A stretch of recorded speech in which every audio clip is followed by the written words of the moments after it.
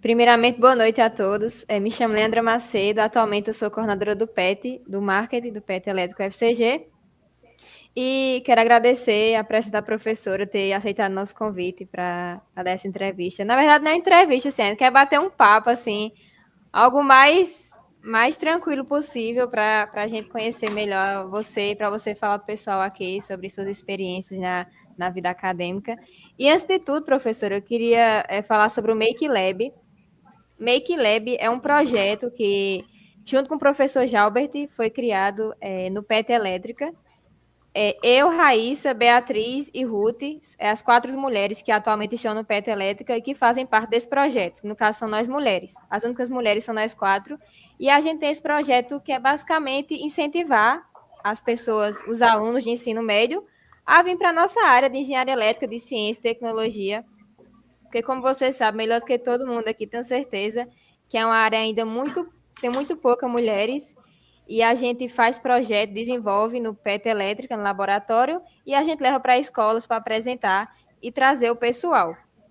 E esse foi o motivo da gente ter chamado de convidado para dar entrevista aqui para a gente, por ser assim ter grande experiência na área de engenharia elétrica e, o mais importante, é ser mulher e que com certeza vai entender desse assunto muito bem. Eu queria que você se apresentasse aqui para a gente e falasse um pouco da sua trajetória, o porquê escolher engenharia elétrica. Boa noite, meninas. Primeiramente, eu queria agradecer a vocês pelo convite, né, pela lembrança. É, Dizer que estou muito feliz em estar aqui. Sempre que recebo esse tipo de convite, eu aceito.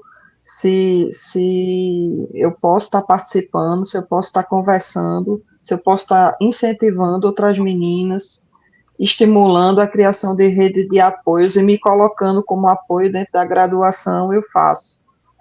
Então, muito obrigada pelo convite e estou muito feliz.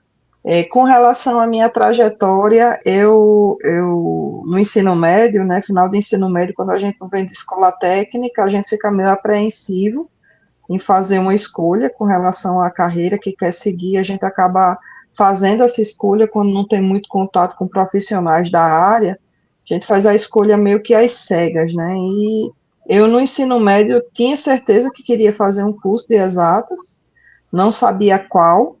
Eu morava numa cidade a 50 quilômetros de Recife, né? Então não tinha esse contato tão próximo que vocês podem ter tido estando por aqui em Campina Grande. Então, eu queria fazer exatas, mas não sabia qual engenharia fazer, né?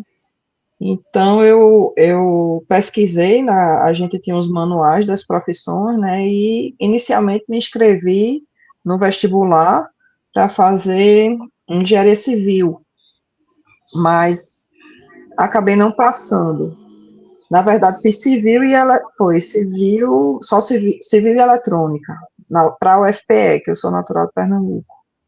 E acabei não passando no primeiro vestibular, e no segundo vestibular eu aumentei as inscrições, né, fiz para aqui, para Campina Grande, que eu não conhecia o FCG, mas por um acaso, meu pai conhecia um pessoal aqui de Campina e acabou me perguntando se eu queria me inscrever para o vestibular daqui, eu me inscrevi para os de Recife, acabei passando aqui, e vim morar em Campina Grande, né? Eu não tinha muita certeza se civil ou eletrônica, que aqui é elétrica, mas eu achava que era eletrônica. Em Recife eu me inscrevi para eletrônica, mas por gostar muito de disciplinas da área de exatas, né, sobretudo física, acabei optando por essa área e eu acho que fiz uma escolha muito feliz. Eu sou muito satisfeita com relação a essa escolha, né? Eu gosto muito de engenharia elétrica.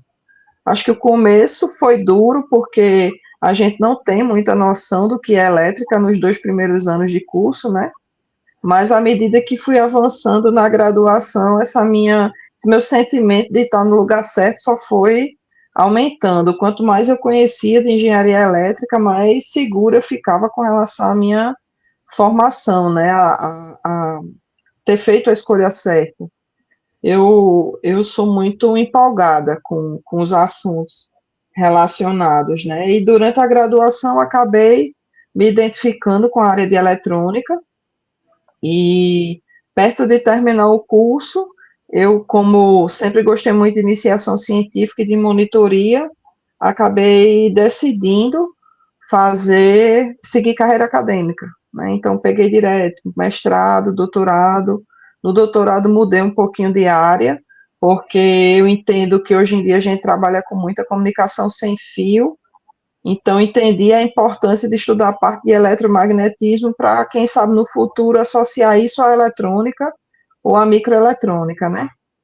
Então, no começo não tinha muita segurança, mas à medida que o tempo foi avançando, e as escolhas que fui fazendo, acabei que me tornei muito feliz com a opção que fiz, e também com relação à opção de seguir carreira acadêmica, né? Eu gosto de estar em sala de aula, eu gosto de compartilhar o pouco que eu sei com meus alunos e aprender bastante com eles também.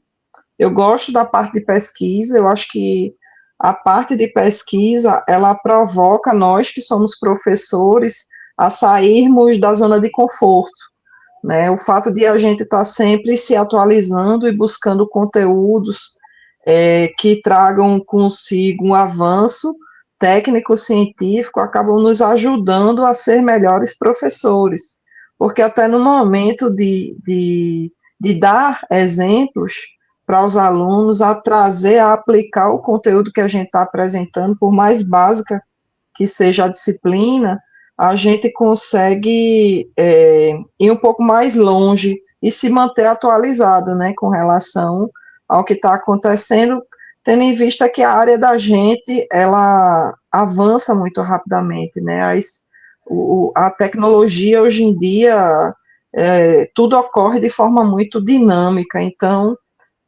juntou o fato de eu gostar de estar em sala de aula e também gostar de pesquisa científica e também gostar de extensão, que é o tripé, né, que norteia a atividade do professor de uma universidade pública. Então, assim, eu sou muito feliz com a escolha que eu fiz e é isso. Isso é um pouquinho da minha trajetória e da minha vida. Eu acho que essa questão que a senhora citou aí agora, em questão de. Os primeiros 2 anos são muito perdidos, assim. Acho que todo mundo pensa muito assim, em desistir. Isso acho que acontece todo estudante de elétrica, é muito importante essa sua fala. Quando a senhora fala, os 2 primeiros anos para mim foi bem complicado, porque realmente acontece com todo mundo.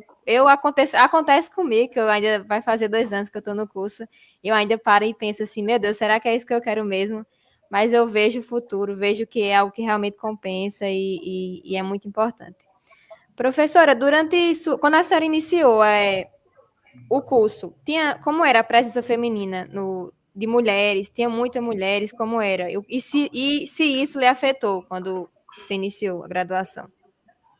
Eu gosto de dizer que eu sou uma pessoa que teve muita sorte, sabe? Porque é matematicamente provado, né, a partir de estudos, que na área da gente é difícil a gente conseguir um percentual de 20% de alunas mulheres, né? A gente fica sempre entre 10 e 20. Na minha época, era sempre próximo de 10, né? Menor ou igual a 10. E na minha turma foi assim.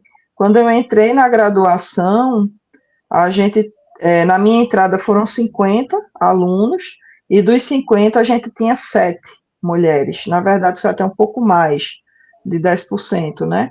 E desses 12%, uma foi embora já no início do curso, porque passou em direito também, preferiu deixar a engenharia elétrica para fazer direito, e uma segunda foi embora porque ela era filha de militar, então o pai dela estava só de passagem em João Pessoa.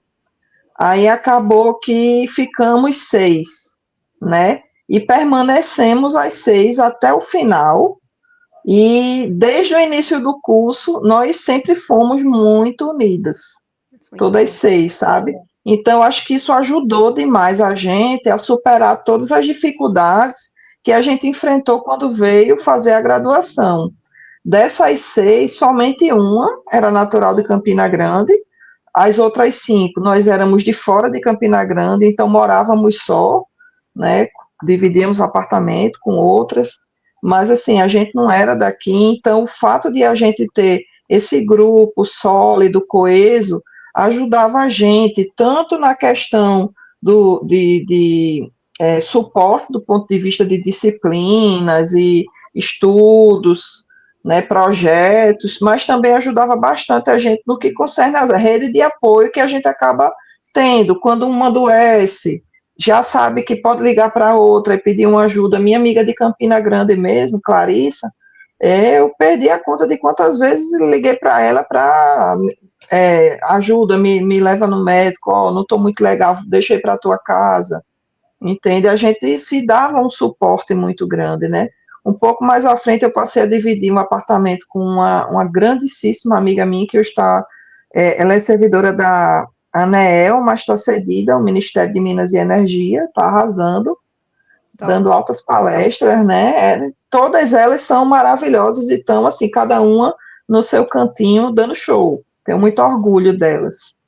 E acabou que a gente ficou muito amiga, muito amiga. Então, além de a gente se ajudar nas disciplinas, a gente se apoiava bastante na vida, né? E foi isso do começo até o final do curso. A gente acabou terminando umas 6 meses antes, outras 6 meses depois, mas terminamos ali por volta de 2005, foram 5 anos, mais ou menos, de graduação para todas nós, e até hoje a gente mantém contato, né? Sempre que podemos, nos vemos, nos encontramos. Quando elas vêm passar férias, né, aqui na Paraíba, a gente se encontra. Quando uma de nós vai para a cidade onde elas estão morando, a outra está morando, a gente tenta se falar, nem que seja tomar um café, e continuamos ligadas até hoje, né? Que isso é muito importante. Acredito que vocês que estão vivendo isso nesse momento percebem que por menor que seja a presença, o fato de a gente conseguir ter uma ligação, um vínculo com quem está vivendo a mesma realidade que a gente, ajuda bastante, né, a passar pelos momentos de dificuldade, que eu sei que não é fácil terminar um curso como esse da gente. Verdade, professora. Vocês estão um ponto muito importante. É muito bom você ter apoio, principalmente para quem é de fora, né? Ser longe da família, longe de todo mundo, você não tem nada ali. Aí você faz literalmente quase mora na faculdade, e com pessoas assim é muito bom, que você pode compartilhar os momentos e é muito bom você ter esse tipo de apoio dos amigos. De Eu se queria que a senhora envolver, né, falasse também. Posso isso. falar aqui rapidinho? No Pode caso, sim. a questão de se envolver com projetos. Por exemplo, uma coisa que o professor Jalbert percebeu no próprio PET é que os meninos sempre estavam envolvidos com tudo, em projeto, estava lá no laboratório, e a gente sempre ficava no cantinho da gente, né? Porque a gente não tem tanta intimidade com os meninos para estar ali dentro e tal, do laboratório. Quando o professor teve a ideia do Make Lab, aí a gente começou a ver as meninas no laboratório se envolvendo, então a gente apoiou umas às outras e começou a produzir também. Isso aí foi um diferencial. Então a gente vê que essa rede de apoio, né, ela é totalmente importante até para o nosso desenvolvimento lá dentro. Só um comentário. Perfeito. Eu queria que a senhora compartilhasse um momento marcante na sua jornada acadêmica que lhe fez melhorar, se fez tornar um profissional melhor. A senhora lembra algum momento aí durante a graduação, ou quando terminou, no mestrado, doutorado? Um profissional melhor. Eu acho que depois que meu filho nasceu, meu olhar mudou, sabe? Para com as pessoas. Eu sou de exatas, mas minha mãe é psicóloga. E ela brinca muito comigo, que ela disse que acho que não devia ter feito exatas, eu devia ter feito uma disciplina de humanas, que eu sou muito sensível, empática, sabe? Coisa de mãe, né? Mas eu acho que eu fiquei mais sensível ainda depois que meu filho nasceu. Porque sobretudo depois que eu decidi, de fato, abraçar, né, esse ofício de professor, de pesquisador, sobretudo de professor. Né? Eu acho que eu quando olho para os meus alunos, eu me enxergo neles, né, em vocês, mas também penso muito no futuro do meu filho. Aí eu acho que isso foi muito forte para mim, sabe? E tem algumas situações, algumas dificuldades que eu enfrentei, que eu acho que não vale nem a pena dar tanto holofote a isso não, mas que me machucaram muito, e a dor, ela também ensina muito a gente, né? A ser forte, ela ensina a gente entender o que a gente realmente quer e, sobretudo, a gente não permitir que nada nem ninguém nos faça duvidar do nosso potencial, né? Isso eu acho que, sem citar situações, mas eu acho que as dificuldades que enfrentei de forma geral, e eu acho que o nascimento do meu filho, eu acho que meu olhar como ser humano aqui, o que é que eu estou fazendo na Terra, entende? E como é que eu olho o outro, sobretudo esse pessoal mais jovem, mudou bastante.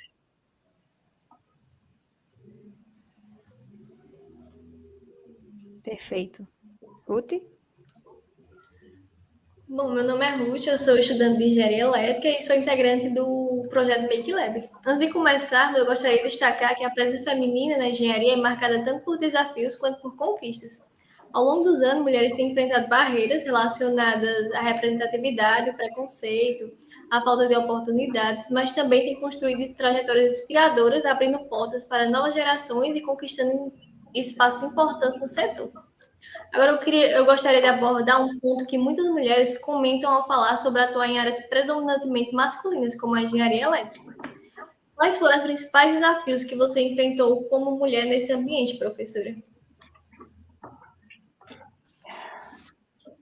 Eu acho que para mim, o mais chato eram os comentários, as piadas machistas, sabe?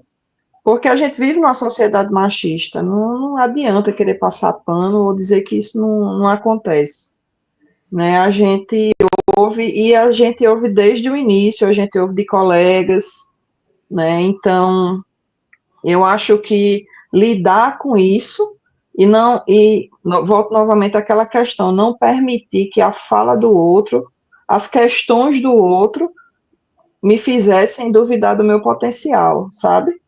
Eu acho que isso é muito importante, porque talvez hoje mais do que antes o contato da gente era muito cara a cara, né? Hoje em dia a gente é bombardeado de informações por causa de rede social, da tecnologia, do mau uso da tecnologia, né?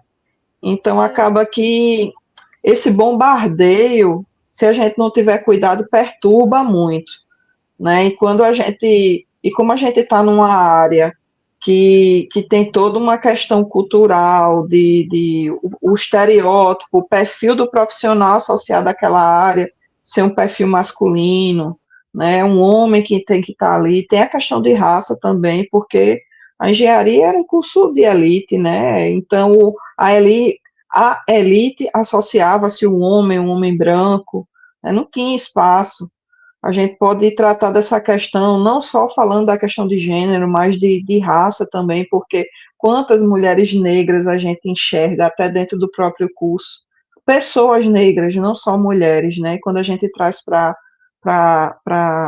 mulheres, menos ainda, né? É um espaço muito elitizado ainda, e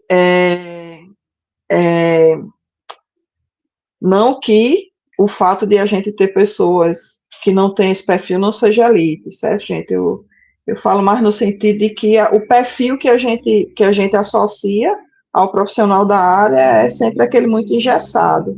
Então, a gente está num processo aí de busca por reconhecimento, a gente consegue enxergar diversas mulheres, eu citei uma, que é essa minha grande amiga, e tenho outras também, que estão se permitindo ocupar espaços de destaque, né, que às vezes é até a gente que não se permite, porque a gente vive numa sociedade que repete para a gente o tempo todo que aquele espaço ali não pode ser ocupado para a gente, né, o espaço da gente é do cuidado, o espaço da gente é da administração da comida, da decoração, não, entende? Sempre acaba sobrando isso para as meninas, né? Não, você cuida do lanche, não porque você arruma a mesa, né? E não porque você redige a ata, entende? Nada, não que eu esteja desmerecendo isso, mas acaba que a dinâmica, porque a sociedade ela é machista, né? Não permite. Eu já ouvi relato quando estou quando desenvolvi algumas atividades em escola do ensino médio, de pais que não permitem que a filha faça o curso de engenharia, porque diz que é coisa para macho, entende? Então imagine isso quando a gente entra, né? Meninos, homens que passaram a vida toda ouvindo isso e que não conseguem abrir ou permitir que o espaço ali seja ocupado. Eu acredito que hoje seja menos difícil do que era, né? Espero que seja, entende? Mas é delicado e assim, a gente conseguir deixar as questões do outro para o outro, entender que aquilo é dele, não é meu, eu posso, se eu quero, se eu me permito e se eu me preparo, eu sigo, sabe? Eu sei que a gente tem que trabalhar o dobro para mostrar que pode. Infelizmente ainda está assim, né? Mas a gente pode. E as questões do outro são do outro, né? Então isso daí foi uma coisa que eu sempre trabalhei muito comigo, porque acredito que seja o caso de vocês, a gente chega aqui praticamente crianças ainda, né? Eu cheguei aqui com 17, 18 anos de idade, sair de casa não tinha nem a maioridade. E você quer ter que ter maturidade para lidar com isso, né? E às vezes essa postura vem de pessoas que estão ocupando uma posição que tem um determinado poder com relação a você, né? É bem forte, mas assim, a gente tem que se trabalhar e se fortalecer para não permitir que isso abale, né? A gente segue o caminho, define um objetivo e segue o caminho. Eu acho que essa sempre foi a minha grande luta, sabe? Manter meu interior sólido, forte, porque a sociedade, eu não posso, as outras pessoas, a gente não tem esse poder de conseguir mudar totalmente, né? Às vezes a gente consegue até tocar o outro, e com o exemplo e algumas falas conseguir fazer com que a pessoa enxergue que a coisa não é tão assim, né? Mas seguir forte e focada no meu objetivo sempre foi muito desafiador para mim. Em algum momento na sua trajetória, você sentiu que precisava provar mais do que seus colegas homens para conquistar reconhecimento? E como foi lidar com essa situação? Sim, acaba que sim. Por exemplo, já em determinadas reuniões, eu já cheguei a falar, a me colocar, né? E perceber que algumas pessoas acabavam validando melhor o que eu estava dizendo quando um colega vinha atrás e reforçava isso, né? E repetia praticamente o que eu tinha dito. Então eu já percebi isso. Mas eu sempre tive uma personalidade muito forte, sabe? Eu sempre soube me impor. Mas, assim, tem gente que não lhe respeita e não vai lhe respeitar independente de, né? Mas, felizmente, nos ambientes onde eu entrei até hoje, por mais que eu tenha sentido uma certa resistência, com o tempo eu acabei conseguindo me impor. Mas sim, acontece. Acontece. Na sua visão, o cenário para as mulheres na engenharia mudou desde que você iniciou sua carreira? E o que você considera necessário para melhorar e tornar esse ambiente mais inclusivo para nós mulheres? Mudou bastante. Mudou, e a mentalidade das mulheres que atuam nessa área também mudou bastante. Entende? A gente se acolhe mais. A gente entende que não tem sentido a gente estar lá na frente sozinha se a gente não estiver apoiando e abrindo espaço para que outras gerações também venham. sabe? A gente está conseguindo ocupar espaços que antes eram muito difíceis de ser ocupados por mulheres. Eu acredito que sim. A gente hoje consegue falar mais abertamente sobre essas questões, né? A gente tem mesas redondas para discutir isso. A gente identifica que há uma preocupação da sociedade como um todo, né? Quando a gente vai para um evento científico, existem momentos do evento que são totalmente voltados para essa questão de equidade de gênero nas exatas, né? A maioria dos congressos onde eu vou tem. Se é congresso do I3E, é um momento do I, sabe? Se não é do I3E, a gente tem um momento onde as mulheres, membros de determinada sociedade que está promovendo o evento, se reúnem, né, para estar valorizando o trabalho da mulher. Hoje tem uma preocupação de trazer as pesquisadoras que existem para estar compondo a equipe de projeto, tá? Então, mudou bastante. E eu acho que o caminho para a gente continuar promovendo essa abertura é a gente continuar aparecendo, continuar falando e continuar apoiando quem tem interesse em seguir essas carreiras, né? E entender que a gente precisa se apoiar, a gente precisa se unir. Não tem sentido ter uma sozinha ali na frente brilhando e as demais não estarem junto com ela, entende? Agora, é viver isso de fato, não é repetir um slogan e deixar isso para lá. E trazer todo mundo, não somente as pessoas com quem a gente tem uma certa afinidade. Mas se a gente. Eu acredito que a gente está no caminho certo. Eu me chamo Beatriz, eu sou graduanda de Engenharia Elétrica, atualmente eu estou cursando o terceiro período e faço parte do PET Elétrica e dentro do PET também faço parte do Maker Lab e vou começar a falar sobre a parte de projetos e de pesquisa. Professora, você pode nos contar um pouco sobre algum projeto ou trabalho que mais te marcou até hoje? Sim, posso. Um dos projetos que mais me marcou até hoje não foi nem projeto de pesquisa, mas foi um projeto de extensão que eu desenvolvi junto com o pessoal do UFCG. Na verdade, a gente fundou o UFCG, e em paralelo com a fundação do UI, a gente ficou sabendo de um edital que uma dessas minhas amigas de graduação, ela ficou sabendo, né, lá de São Paulo, ela estava morando em Campinas na época, e a gente escreveu um projeto e o projeto foi aprovado. Foi um projeto de extensão todo voltado para discutir essa questão de equidade de gênero nas exatas, que foi o Engenheiras da Borborema, né? Então, acabou que no grupo que estava conduzindo, organizando o projeto, eu acabei ficando como coordenadora geral no período, junto com uma amiga que na época era presidente do UI, Tamílis Melo, que hoje está no Cimatec.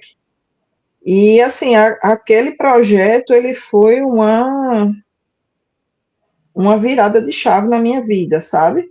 Porque eu acho que no fundo, eu nunca me conformei com a situação que a gente vivia, né? E com relação ao olhar para mulheres na área de exatas, né?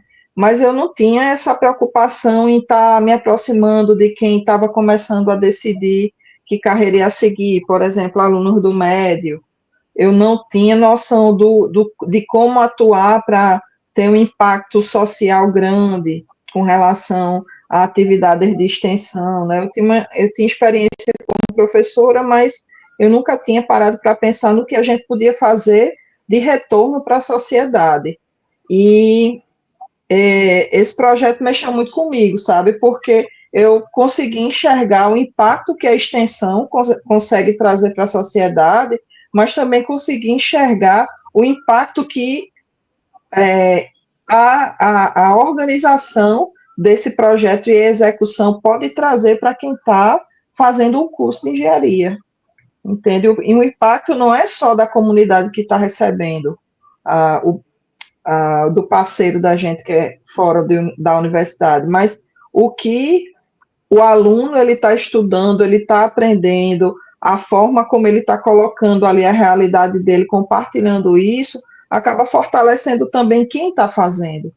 Então, para mim, esse foi um dos mais marcantes assim na minha vida. E depois que eu passei por ele, eu já disse isso outra vez, e vou repetir aqui, eu acho que eu mudei o meu olhar com relação ao mundo e o olhar do papel que eu tenho dentro do mundo, sabe? Então foi algo muito forte mesmo, para mim. Além do seu trabalho como engenheira e pesquisadora, a senhora buscou formação na área de empreendedorismo social. O que te motivou a buscar esse outro caminho? Como essa bagagem tem influenciado na sua atuação dentro da universidade? Então, depois desse projeto, eu comecei a me questionar, porque até eu passei por uma série de questões aí pessoais, e em algum momento eu comecei a pensar, será que eu quero seguir essa carreira acadêmica mesmo? Será que não vale a pena eu pensar num plano B? E quando eu comecei a pesquisar quais seriam as possibilidades que eu teria, eu me encantei com a parte com a atuação com que faz o pessoal do terceiro setor. Foi justamente no período em que a gente fez o Engenheiras, né? Porque durante o Engenheiras eu tive contato com gente da Fundação Carlos Chagas, que é um pessoal de educação, com o pessoal de uma ONG lá do Rio de Janeiro, que na época era o Fundo Elas e hoje é só Elas, e também do Instituto Unibanco. E comecei, por causa do projeto, tive contato com mais 9 outros grupos do Brasil inteiro. E dentro desses grupos tinha muita gente que era de ONG também. E eu comecei a me interessar pelo social e comecei a cogitar a possibilidade. Só que para trabalhar no social, o pessoal estava comentando que estava muito difícil conseguir financiamento. E eu comecei a pesquisar e vi que existia uma linha de atuação chamada empreendedorismo social, que tinha como foco você desenvolver um empreendimento que gerasse retorno financeiro para que você pudesse viver, né? Como é que você ia manter um, uma empresa dessa? Enfim, eu sou muito curiosa, comecei a pesquisar material no país e fora do país, e entender quais eram os mecanismos, né, para estruturar o empreendimento, e como é que a gente fazia desde o Engenheiros. Também comecei a me questionar a respeito de como eu vou medir o impacto. Aí fui fazer curso de como elaborar ferramenta altamente humanas, isso daí, tá, gente? Mas, assim, eu comecei a procurar, ler como é que a gente estrutura esse tipo de empreendimento, como é que a gente avalia. Era uma coisa que me angustiava muito, porque a gente de engenharia é muito quantitativo, a gente tem que ter número, só que tem coisa que a gente não consegue medir com número. Um sentimento a gente não mede com número, o impacto que aquilo que a pessoa viveu, a gente não mede com número. Aí como é que eu vou elaborar um instrumento para avaliar o impacto disso, né, na vida da pessoa? Aí comecei a estudar, e no meio da pandemia eu descobri uma organização lá de São Paulo que estava promovendo um curso, que no final do curso, se eu quisesse fazer uma prova e fosse aprovada, eu ia receber uma certificação, e depois fiquei até sabendo que essa certificação era um dos critérios que a ONU Mulheres, que, assim, eu sou apaixonada pela ação da ONU, né, ela exigia para que você pleiteasse uma vaga junto a eles lá, né? Isso aí eu me animei, porque qualquer coisa eu vou para mulheres. Aí eu fiz esse curso na pandemia, no período de isolamento social, fiz a prova, passei, né? E além aí, depois desse período, eu disse, não, eu quero exercer eu quero ir para a área acadêmica, de fato. Aí foi quando eu voltei a retomar e passei no concurso, passei no processo seletivo, fui professora visitante aqui da UFCG, enfim. E tudo aquilo que eu estudei, tudo aquilo que eu aprendi no período do engenheiras e pós-engenheiras, e nesse período que eu estava meio em dúvida, eu acho que me ajudou com relação, me ajudou como professora e como extensionista. Não é isso? O meu olhar quando estou trabalhando com a educação e quando estou trabalhando com a extensão. Até porque a extensão que eu gosto de desenvolver é uma extensão que leve para a comunidade um olhar diferente para o que a gente faz aqui dentro da universidade, entendeu? Então, além disso, eu também gosto de trabalhar a questão da educação e tenho muita consciência do poder que a educação tem nesse mundo da gente. Entende? Então acabou que juntou tudo, porque por mais que eu não fosse trabalhar no ONG, eu podia trabalhar a minha docência, eu podia trabalhar a minha extensão com o objetivo de causar um impacto social no mundo, na cidade em que eu vivo, entende? Então juntei tudo e trago isso muito comigo até hoje. Eu consigo ter esse olhar voltado para essa questão do social também. Há pouco a gente estava conversando, né, antes de iniciar a gravação, sobre esse PET saúde. Quando a coordenadora colocou para mim qual era o objetivo do projeto, eu fiquei encantada. Por quê? Porque traz impacto, entende? Traz impacto para a sociedade. E eu, como servidora pública, eu, como uma pessoa que atua na área de educação, eu acho isso muito forte. Eu acho que a gente não pode deixar isso de lado, a gente tem que trabalhar visualizando o impacto que a gente vai trazer, seja uma tecnologia que a gente desenvolve, seja o fato de eu estar propagando um conteúdo que para muitos tem que ficar restrito ali a um meio. Não, não tem que não. As pessoas têm que saber, a gente tem que tornar isso acessível para todo mundo, até para que o trabalho que a gente desenvolve seja mais valorizado. Entende? Então eu juntei tudo. Você já realizou ações para aproximar meninos do ensino médio da área de STEAM. O que mais te preocupou e também o que mais te motivou neste tipo de trabalho? Pois é, foram alguns anos aí de ações. Estou voltando agora, né, com a extensão. Fiquei muito contente com o fato de que mais da metade dos inscritos nessas oficinas que estou fazendo no meu projeto atual, oficinas de Arduino, sejam meninas. Elas se interessaram e por elas mesmas. Há 10 anos, quando a gente começou em Engenheiras, a gente tinha que ir atrás das meninas e meio que eu tinha um parceiro, um professor que inclusive até hoje a gente trabalha junto lá na escola onde ele está, que ele pegava as meninas, ia atrás e negociava. E hoje não, hoje elas mesmo se interessam, né? Então, são quase 10, são 10 anos, né? Parei em algum momento, mas são 10 anos. Aí, o que eu achei mais difícil, assim, foi o fato de me doeu ver que tinham algumas delas que tinham interesse em desenvolver o trabalho, que talvez pudessem até seguir uma carreira na área, mas que não podiam mais continuar no projeto por causa de uma necessidade familiar.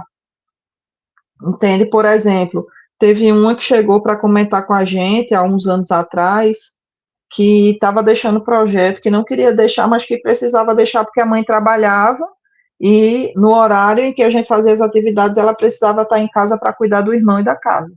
Então, isso aí para mim foi muito forte, né? Porque quando eu sempre que faço algum projeto de extensão, eu trabalho com escola pública, sabe? Eu acho muito, muito importante isso. E outra coisa que eu presenciei foi a questão do machismo mesmo, sabe?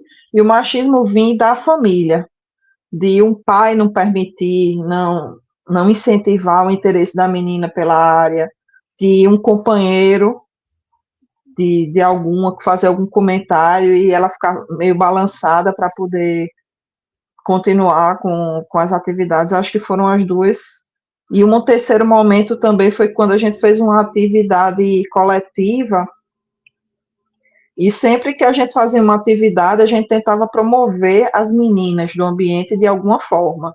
E tinha um grupo misto, e a gente colocou como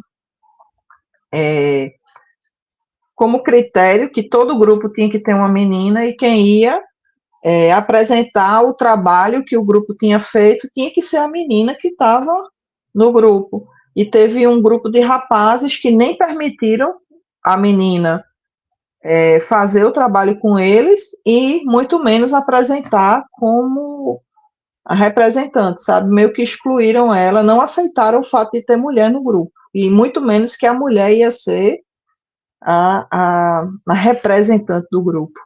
Acho que foram as 3 situações mais difíceis, né, para mim. Como você enxerga o futuro da participação feminina nas engenharias no geral? E que medidas tu acha que pode acontecer para que essa inclusão seja mais acelerada? Porque, comparado a 10 anos atrás, a porcentagem já, né, aumentou significativamente. Mas o que tu acha que pode mudar para aumentar mais ainda?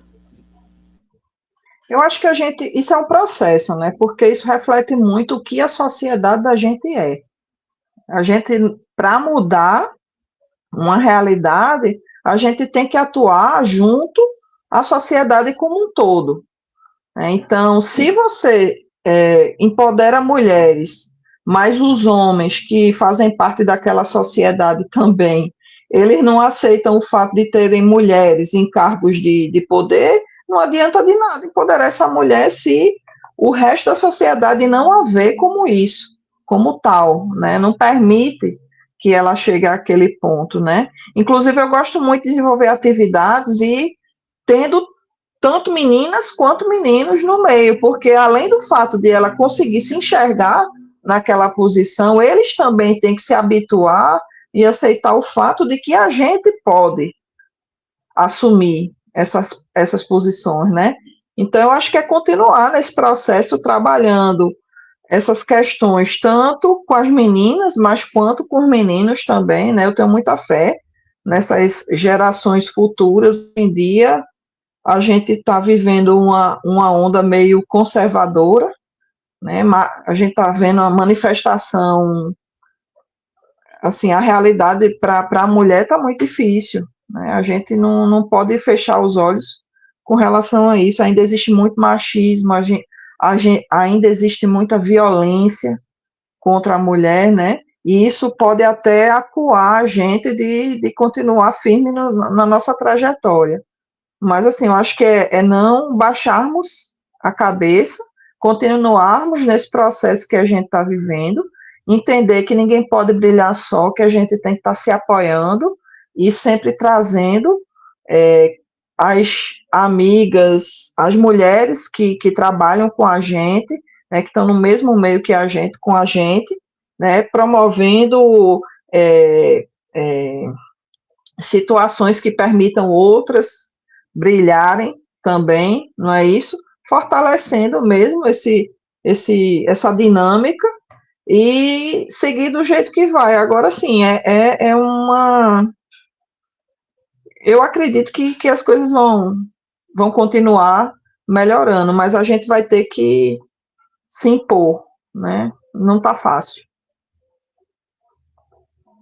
É um processo de reeducação, né? Acredito que nossa geração futura já não vai ter tanto esse problema como a gente teve, né? E como a senhora teve, né? Eu não sei, eu não sei. Eu confesso que fico muito triste quando vejo tanta gente jovem matando e agredindo mulher só por ser mulher. Eu não sei. Eu fico muito preocupada com isso. Agora, a gente não pode nem desanimar nem desistir, não é isso? E tem que ter cuidado. Cuidar da gente e cuidarmos umas das outras. Eu acho que a gente está vivendo um tempo aí meio delicado com relação a essa questão de violência contra a mulher. E isso acaba acuando bastante, mas eu tenho fé que as coisas vão melhorar. É, verdade. E, assim, até incentivar a questão de mesmo que, assim, infelizmente, a sociedade que a gente vive, a gente tem que aprender a viver dentro dela, até na questão de autodefesa, né? Então, se a gente puder fazer alguma coisinha para se defender, porque a gente não é nada de frágil, né? Mas, como é que eu posso, biologicamente falando, nós somos limitados em relação aos homens, né? Mas a gente pode, sim, fazer alguma coisinha para saber se defender. Eu acho que isso é importante também. O que a senhora acha disso? É verdade. A gente acaba tendo uma estatura menor, né? A gente pode não ter a mesma massa muscular mas existem estratégias aí que podem ser aprendidas e a gente precisa, né? Se cuidar, se proteger, evitar situações que nos exponham ao perigo, não é isso? Essa questão da rede é muito importante, ter cuidado para quando, dependendo de para onde for, não tá só. É uma realidade, né? Eu quero me apresentar, né? Eu sou Raíssa. Atualmente eu estou coordenando esse projeto do Bake Lab. Eu estou achando, assim, muito boa essa conversa. Meu coração está muito quentinho, porque pela história da professora eu me identifico muito. É basicamente como se ela vivesse uma coisa que eu sonho hoje. Então, é muito bom escutar uma pessoa que venceu, porque quando eu entrei nesse curso eu também cheguei no escuro. Eu entrei porque eu gostava de matemática. Eu acho que é a realidade de muita gente que vem da escola pública, né? A gente não tem tanto esse incentivo de saber para onde vai, né? A gente só gosta de alguma coisa, escolhe e chega aqui e dá certo, né? Atualmente eu estou no entre o sexto e o sétimo período de elétrica, mais ou menos chegando no final, graças a Deus. E realmente o curso ele fica mais interessante quando chega mais para frente. Ele fica mais difícil, porém fica mais interessante e a gente começa a enxergar, de fato, a engenharia elétrica. Eu achei interessante a parte que a senhora falou sobre entrar na área acadêmica, porque assim, se fazer um curso de elétrica já é difícil, imagine você ser professora de elétrica, porque o negócio fica mais, né, complicado ainda. Eu queria que a senhora falasse um pouco qual o conselho a senhora daria para uma pessoa que pretende ir para essa área, como eu, né? Eu pretendo muito chegar a esse nível de ser uma professora. Queria que a senhora desse um conselho para quem tem esse sonho. Ô, querida, obrigada. E a gente se falou bastante, né? Via Sim. WhatsApp, e-mail. É um prazer conhecê-la, viu? E com relação a essa questão, eu acho que é um encontro, né? Para mim foi um encontro. Eu, desde muito no início, tinha muito claro isso, desde que fui monitora de dispositivos, desde que fiz iniciação científica, sempre que eu tentava me envolver em alguma coisa, acabava que eu desistia, me desestimulava, mas esse entusiasmo para a pesquisa, sabe, sempre me deixou muito animada. E teve a vivência com a docência por causa da monitoria, e depois eu fui ser professora do IFPB, né, passei pelo IFPB também um tempo. E eu acho que é persistência, né, a gente está muito consciente, tem muito claro o caminho que a gente quer seguir. Não é fácil, pós-graduação não é fácil, sobretudo quando a gente vê que a bolsa é muito baixa, tá? A questão financeira conta, não adianta dizer que não conta, conta, porque não é fácil você ver um engenheiro formado, quando sai da universidade e vai para o mercado, ganha três, quatro vezes o que a gente vai receber, né? E pesquisa é pesado, é um trabalho muito solitário, né, porque você vai ter que desenvolver tudo. O mestrado, nem tanto. O mestrado a gente ainda consegue administrar bem, porque são só 2 anos. O doutorado é bem, bem difícil. Então, ter muito claro, ou ter bem claro o que você quer fazer, é importante. Ser resiliente, né, porque os obstáculos vão vir, independente do caminho que você escolher. E o caminho que a gente escolhe quando decide fazer uma pós-graduação, ele é bem solitário. E o terceiro ponto é ter uma rede de apoio. Isso sempre ajuda. A gente não está só, a gente não precisa enfrentar tudo só, né? A gente pode se permitir ficar triste, se permitir parar um tempo, se permitir ser acolhido, né? E a rede de apoio, ela é muito importante nesses momentos, né, que a gente tem, sobretudo quando ela é composta por pessoas que têm a mesma realidade que a gente, vivem a mesma realidade, porque fica mais fácil para que o outro entenda as suas dores, né? E as alegrias também. Então, eu acho que é isso. Eu acho que é uma escolha muito íntima, sabe? Mas quando a gente tem muito certo o que quer, sendo resiliente e tendo uma rede de apoio boa, a gente consegue enfrentar e vence. Eu Nem que acho que seja por teimosia. Eu acho que nesse curso a gente acaba aprendendo a ser resiliente, né? Porque quem não foi, eu acredito É, que não chega no fim, não, porque são muitos obstáculos que a não. gente enfrenta, né?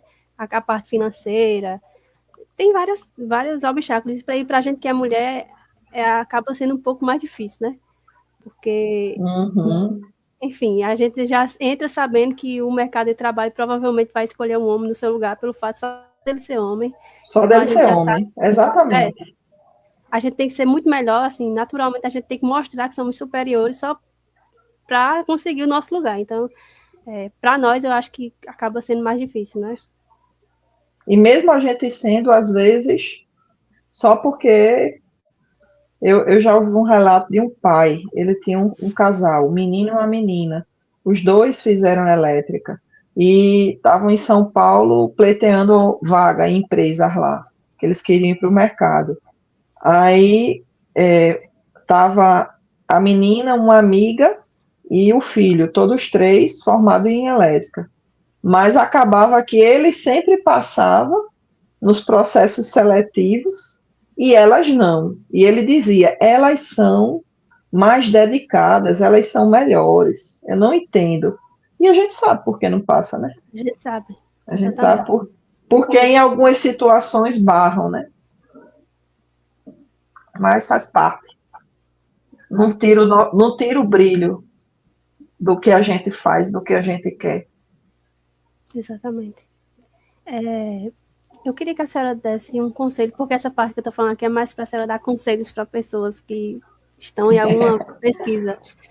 Eu queria que a senhora desse um conselho para quem está iniciando em pesquisa, para quem está chegando agora no curso. O que é que conta mais numa pessoa que está iniciando uma pesquisa? É a dedicação, é a criatividade? O que conta mais? Como orientadora de pesquisa. Primeiro é a continuidade, eu acho. Que a gente tem que manter uma certa continuidade com relação ao estudo. Se você estuda hoje um tema de pesquisa e passa 15 dias sem tocar no assunto, você perde a continuidade, né? Então, por mais que você só dê um passo e um passinho pequeno a cada dia ou a cada semana, é importante que essa continuidade exista. Eu cobro muito dos meus alunos isso. A gente sempre faz um planejamento a longo prazo no início e planejamentos a curto prazo para estar acompanhando o andamento do trabalho. Outra coisa, não pode ter preguiça de ler. Tem que ler muito, né? Tem que ler bastante. Entender bem o problema que você tem e buscar o máximo possível na literatura as soluções que já existem, para você poder ter clareza em reproduzir o que já existe e daí tentar propor alguma coisa nova, né? Eu acho que são esses dois pontos e um terceiro para fechar é saber escrever e praticar bastante, além da leitura escrita, porque isso ajuda bastante você tanto a memorizar o conteúdo que está lendo, quanto a refletir, de fato, né? Que quando a gente está escrevendo, a gente está refletindo sobre o assunto. É uma forma de exteriorizar o conteúdo que a gente está vendo, né? Então, acho que são esses três pontos: continuidade, bastante leitura e escrita. esse ponto que a senhora falou, eu acho que é muito importante, porque recentemente eu conversei com uma professora da faculdade e ela falou que o nosso problema hoje em dia é a inteligência artificial, porque a gente não se esforça tanto, né, para produzir do zero alguma coisa. A gente sempre pega já pronto lá e, em vez de, não sei. O que a senhora acha que... A senhora acha que a inteligência artificial prejudica a gente? Não, eu não acho que seja a inteligência artificial o problema, não. Acho que é o mau uso. Você pode dar o melhor equipamento para a pessoa, e se a pessoa não souber fazer um bom uso, vai ficar complicado, né? Porque você pode utilizar a inteligência artificial para, por exemplo, fazer revisão bibliográfica. Entende? Você pode utilizar uma inteligência artificial para verificar se a ortografia do teu texto está boa. Eu não vejo problema nenhum nisso, não, sabe? Até ele auxilia, né? Mas, assim, você não pode colocar a inteligência artificial para pensar por você. Entende? Porque o trabalho é seu. É seu. E uma coisa que eu tenho percebido muito nessa juventude é que nem todo mundo tem o hábito de ler, nem o prazer em ler, né? E eu acho que vocês perdem muito com isso, né? Tem que ler bastante. Não quer ler livro normal, eu mesmo, infelizmente, faz um tempo que eu não consigo tirar, assim, um tempinho para ler um livro que não seja relacionado à elétrica. Mas é importante ler de tudo, porque isso lhe ajuda a falar, lhe ajuda a escrever, lhe ajuda a pensar, estimula o seu cérebro, o seu vocabulário fica mais extenso, entende? Aí eu não concordo, não. Eu acho que a inteligência artificial pode ser bem utilizada. É como rede social, há quem diga que não presta para nada, mas quantas pessoas não vendem seu produto de forma gratuita numa rede social? Quanta informação interessante também tem. É o uso que a gente dá às ferramentas que deixam ela, que tornam ela poderosas ou não. Esse é meu ponto de vista, né? Eu concordo plenamente. Até porque às vezes a gente precisa mandar um texto bem estruturado e às vezes não tem um professor ali para te corrigir, né? Tendo uma ferramenta que possa te ajudar a entregar um texto de qualidade, eu acho que desde que a ideia venha de você, né? Não dela. Porque a gente consegue perceber, viu? Quando foi o chat GPT que escreveu o texto e quando foi a pessoa que escreveu, viu? Porque a diferença entre o que você fala e o que você escreve, quando ela está muito distante, tem alguém aí que fez uma parte do texto. Não pode. E as fontes também, né? As fontes, acho que se não tiver, então de onde foi que tirou essa informação inteira, né? Então... Exatamente. E eu já peguei trabalho com fonte inventada que o chat GPT criou, que o chat GPT, ele não cria, ele não pesquisa a fonte não, viu? Meu Deus. Cuidado. Pois está ficando cada dia mais difícil. Professora, mudando assim de assunto totalmente, uma coisa que eu achei muito inspirador, eu acho lindo, na verdade, porque foi a primeira vez que eu vi uma mulher sendo chamada para tirar as fotos de concluintes. No caso, eu acompanho suas redes sociais, né? Eu achei aquele momento muito marcante. Sim.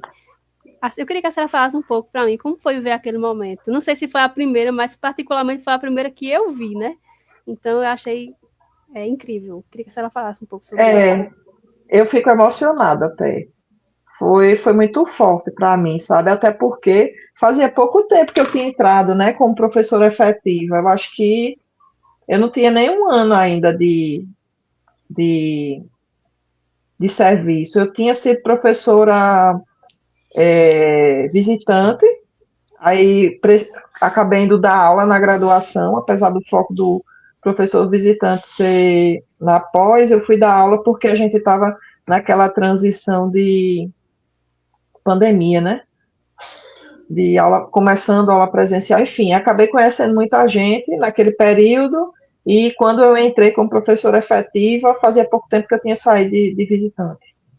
Aí eu tinha um certo contato com os alunos, e um certo dia chegou o convite, e eu fiquei assim, sabe, eu tinha até um evento para ir em João Pessoa, estava paga a inscrição e tudo mais, o Mulhertech CEO, é um evento de só mulheres da área de tecnologia, que tem todo ano, viu, lá em João Pessoa. Se organizem para ir, é perto do Dia da Mulher. Show. Aí eu cancelei tudo, eu disse, não vou negar um convite desse, né? E o pessoal disse, olha, a gente faz questão, viu? Foi quase todo mundo concordou com o seu nome, não sei o quê.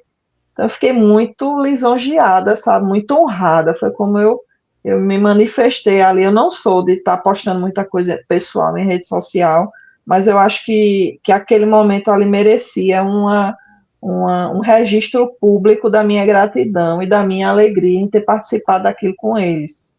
Eu não cheguei a procurar se tinham outras professoras nas placas, vou até olhar isso. Mas assim, foi tão Curiosidade. forte para mim, eu nem parei para pensar nisso.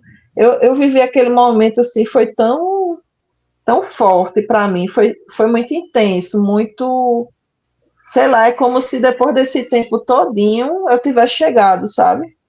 E o maior presente que eu recebi quando cheguei ali onde eu queria foi aquele, que ele foi um dos maiores e me emociona muito lembrar daquele momento, até porque tem muitos daqueles alunos ali com quem eu já convivo faz um tempo, por causa de capacitações e também teve aluno de TCC, enfim, foi muito lindo, muito forte para mim, muito forte.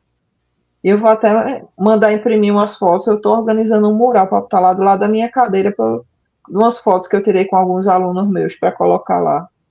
Mas foi muito. E que legal, né? Que você viu. Daqui uns dias, quem sabe não é você, né? Com certeza. Se quer aí seguir o caminho, você ou vocês, quem sabe? Né? Vai ser muito legal. E fico muito legal, fico muito feliz em vocês terem visto. Foi muito legal, viu, gente? Foi muito emocionante. Eu fico até sem saber o que falar.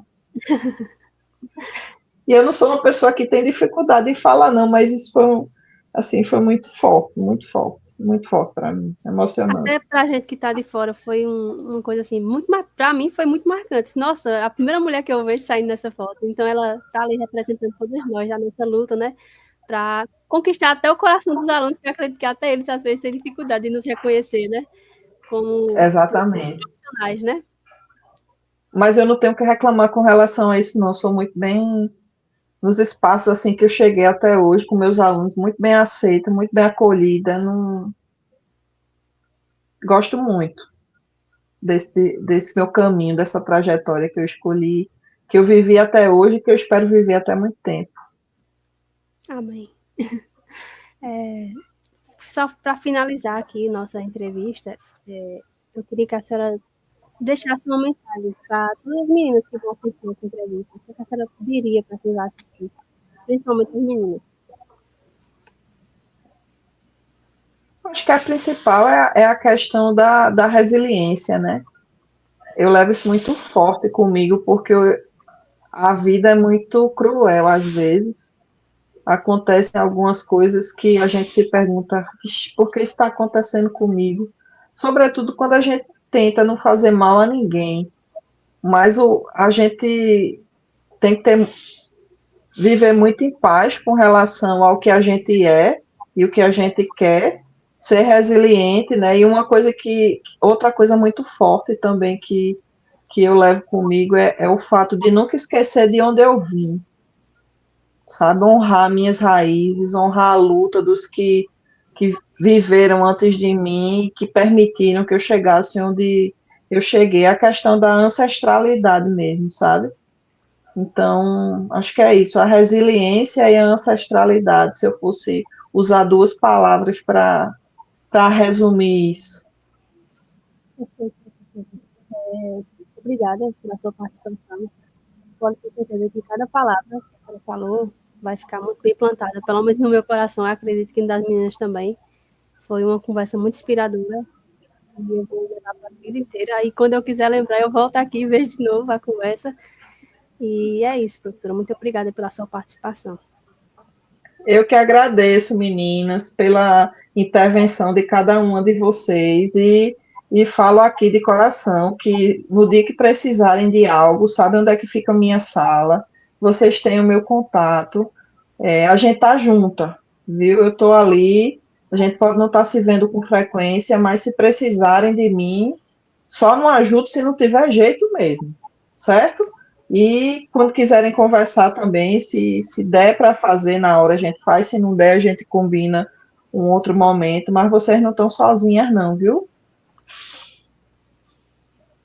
Muito obrigada, professora. O apoio que Obrigada, pra gente. obrigada a vocês, gente. Muito obrigada, por professora. compartilhar Boa sua noite. experiência com a gente. Pode falar, Ruth? Que cortou sua fala. Obrigada por compartilhar essa experiência. Foi muito inspirador ver sua história, suas conquistas. Obrigada, meninas.